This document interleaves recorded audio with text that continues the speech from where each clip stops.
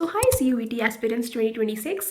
तो बहुत सारे लोगों के डाउट आ रहे थे कि हमें कौन से सब्जेक्ट से CUET का फॉर्म फिल करना है, कितने सब्जेक्ट के एग्जाम देने हैं, क्या सिर्फ 3 डोमेन सब्जेक्ट देने से हो जाएगा, क्या सिर्फ एक इंग्लिश दे देते हैं और एक डोमेन सब्जेक्ट दे देते हैं और एक GAT देते हैं तो उससे हो जाएगा, किस किस सब्जेक्ट से किस किस यूनिवर्सिटी में एडमिशन मिल सकता है। Let me clear this all out. So maximum students हम हमेशा 3 टॉप यूनिवर्सिटीज़ को टारगेट करते हैं, DU, BHU और AU।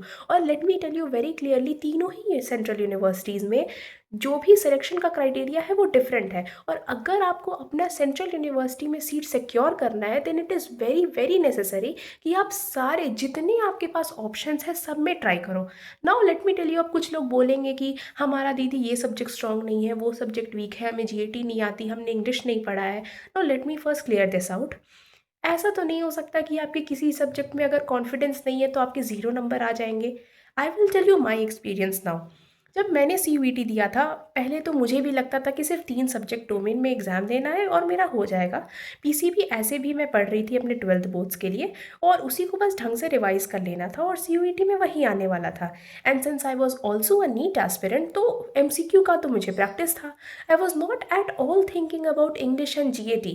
बट देन मुझे इसी तरह का एक वीडियो मिला जहाँ एक दीदी ने मुझे गाइड किया कि आपको इंग्लिश एंड GAT भी देना है to open your maximum options.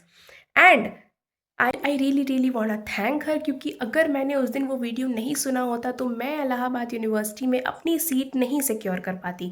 Now let me tell you how. मेरा GAT में बिल्कुल कॉन्फिडेंस नहीं था कि current affairs was like a big no for me. I never had interest और मुझे याद भी नहीं होता था। एंड ठीक है, थोड़ा बहुत उसमें general aptitude actually has 4 parts if you know, which also includes reasoning, maths and quantitative analysis.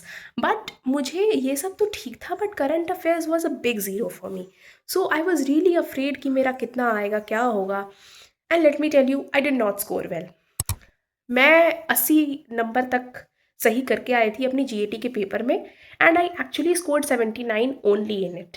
But still you will be shock to know कि उसी 79 स्कोर से मेरा AU में एडमिशन हुआ है। यस, सो इलाहाबाद यूनिवर्सिटी के बारे में अगर बात किया जाए तो इलाहाबाद यूनिवर्सिटी में आपका 3 सब्जेक्ट इंपॉर्टेंट होते हैं, जिसमें एक डोमेन, एक लैंग्वेज और GAT रहना बहुत कंपलसरी है। अगर आप सिर्फ 3 डोमेन सब्जेक्ट में एग्जाम देते हो तो हो सकता है कि इलाहाबाद यूनिवर्सिटी में जिस डिज़ायर्ड कोर्स में आप एडमिशन लेना चाहते हो उसमें आप ना ले पाओ। सो इंग्लिश और GAT में आपको एग्ज़ाम देना है। Yes, my English score was very good and my biology score was very good. That is why it made up the total marks. लेकिन वो 79 मार्क्स भी बिल्कुल मैटर करता था। तो आपको ये बिल्कुल नहीं सोचना है कि मेरा ये सब्जेक्ट में अच्छा नहीं है तो आपको वो सब्जेक्ट नहीं देना है। नहीं, सब में आप ट्राई करिए। मे बी किसी ना किसी वे में एग्रीगेट करके आपका वीक सब्जेक्ट भी आपका नंबर बढ़ा दे। So whatever is your 12th में आप जो भी सब्जेक्ट्स पढ़ रहे हैं, आपको जिससे बोर्ड देना है वो आपके 3 डोमेन सब्जेक्ट रहेंगे। आप इंग्लिश में भी एग्ज़ाम देने का ट्राई करिए, आप GAT का भी एग्ज़ाम देने का ट्राई करिए। Even if you don't have time to prepare for it, still you have to appear in that exam. कुछ तो बन जाता है। GAT में लेट मी टेल यू, जो मैथ्स के रीजनिंग के क्वेश्चन आते हैं ना, वो लाइक अगर आपने बचपन में सबने ओलंपियाड एग्ज़ाम्स दिया होता है, सबने मैथ्स 10th तक तो पढ़ी होती है, आपको 7th 8th 9th तक ही क्वेश्चंस पूछे जाते हैं, उससे ज़्यादा नहीं पूछा जाता। ठीक है, और जो भी थोड़ा बहुत एक्स्ट्रा है वो कहीं ना कहीं से दिमाग लगा के बन जाएगा। Guys, do not take tension.